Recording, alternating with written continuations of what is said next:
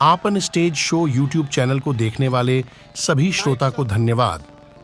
Sad song रहे तो सब सुन ले बनी हमार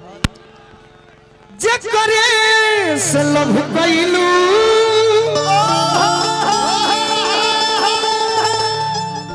ओकरे से परेशानी बा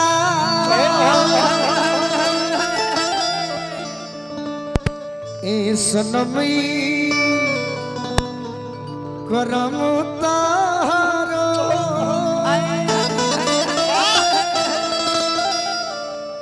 लागे खानदानी 185 किलोमीटर से चापू बाबा हमारा आइल बनी झूठो कहनी है सही ना ई ना चाहिए प्रेम अपना जगह है बाबा कि हम तंग ना कोई चाहिए लेकिन हमरा एगो फौजी जवान पटना से आइल बनी का जाने केने बनी वहां के बड़ी फरमाइश करने के गोलू बाबू और बचपने से गीत सुनत आइल बनी जा टीवी में देखले बनी जा तो यूट्यूब हो गई वहां के एगो फरमाइश रहे सैड सॉन्ग पे कि कैसे कहीं तहरा से संगतिया हो प्रीतिया जीव के काल हो गई कैसे कहीं से संगतिया हो आरे तड़पी के रोई दिन रतिया हो तड़पी के रोई दिन रतिया हो प्रीतिया जीव के काल हो गई कैसे कहीं तहरा से संगतिया हो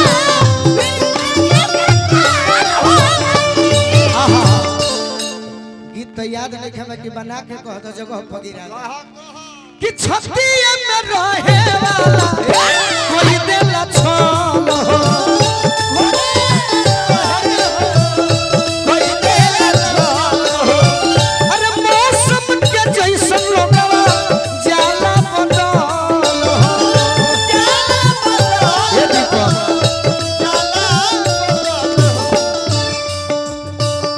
तड़पी के रोई दिन रतिया हो अरे तड़पी के रोई दिन रतिया हो प्रीतिया जीव के काल हो गई कैसे कहीं तहरा से संगतिया हो प्रीतिया जीव के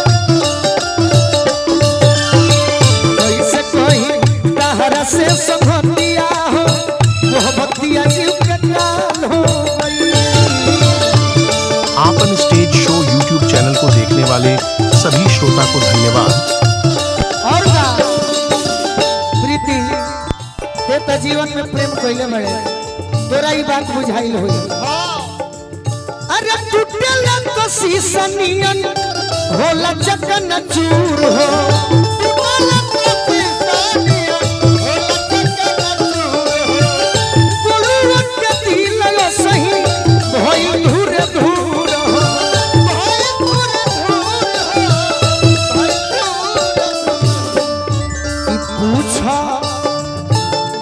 कि पूछो हमारा भोला बाबा से हलतिया हो अरे पूछो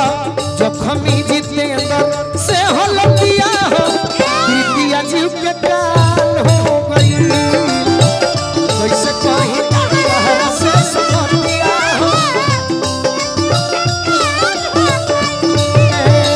कैसे कहीं तहरा से संगतिया हो प्रीतिया जीव के काल हो गई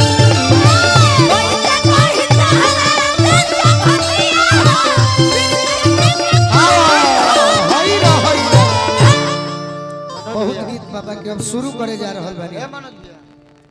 रंजीत भैया की ओर से हजारों हजार रुपए का आशीर्वाद आपन स्टेज शो यूट्यूब चैनल को देखने वाले सभी श्रोता को धन्यवाद। हमारे के धन्यवाद दिहल कइले खरवासों में आ जा करू कम नहीं जल्दी आई सुत मत जाई हां जकरे से लव कइलू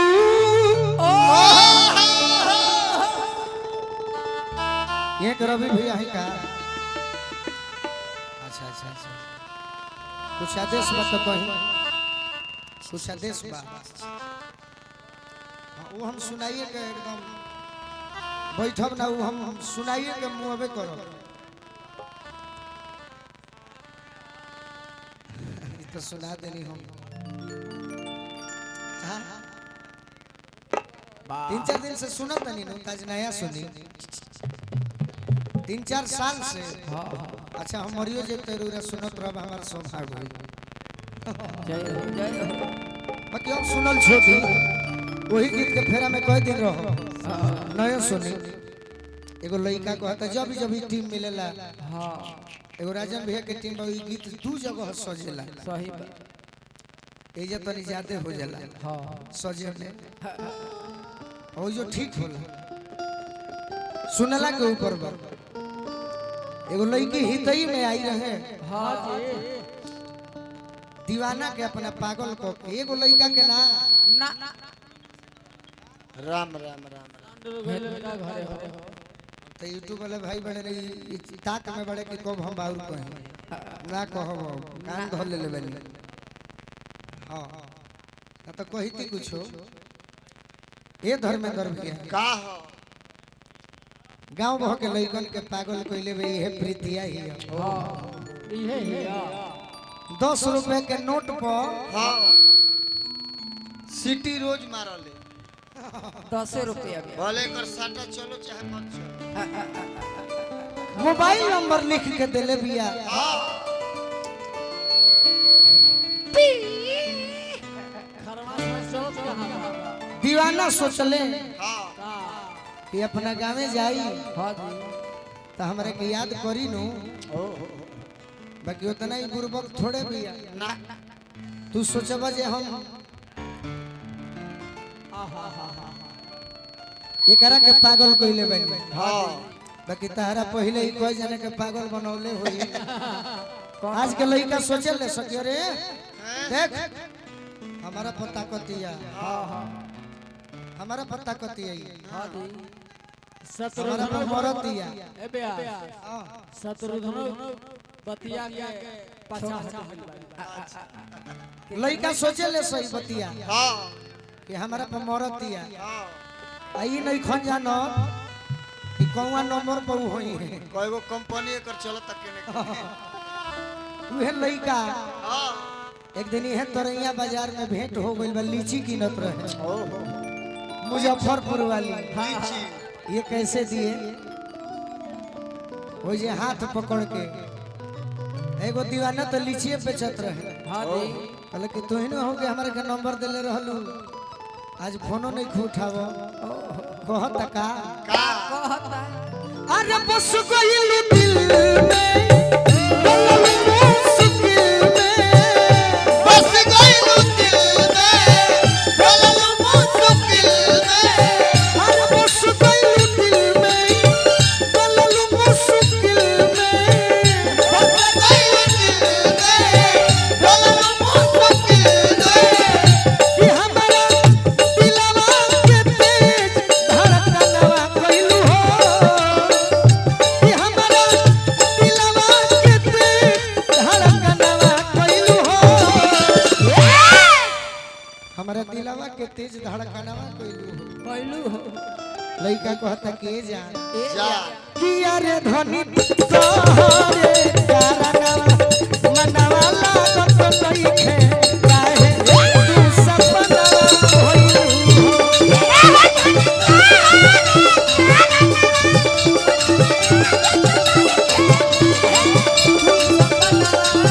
कि अरे धनी तोहरे कारणवा मनवा लागत नइखे काहे तू सपना होइलू कि अरे धनी तोहरे मनवा लागत नहीं खेत सपनवा भइलू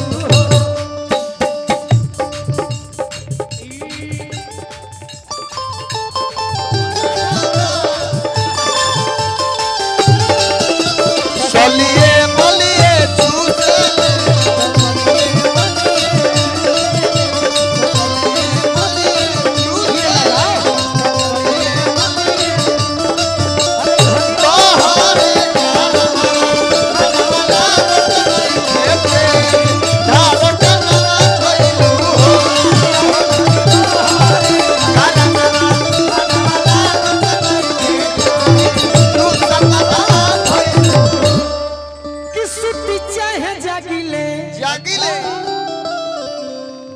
भैया के नहीं दिनेश भैया के बुलाई भैया निकल है नो कि सुती चाहे जागिले जागिले तू जनवा कोइलू हो ये जान हमार लेके तू जनवा गइलू हां तोहरे खातिर कि अरे धनी तोहरे कारणवा मनवा लागत नइखे काहे तू सपनवा भइलू हो अरे धनी तोहरे कारणवा मनवा लागत नइखे काहे तू सपनवा भइलू धनी तोहरे कारणवा मनवा लागत नइखे काहे तू सपनवा भइलू हो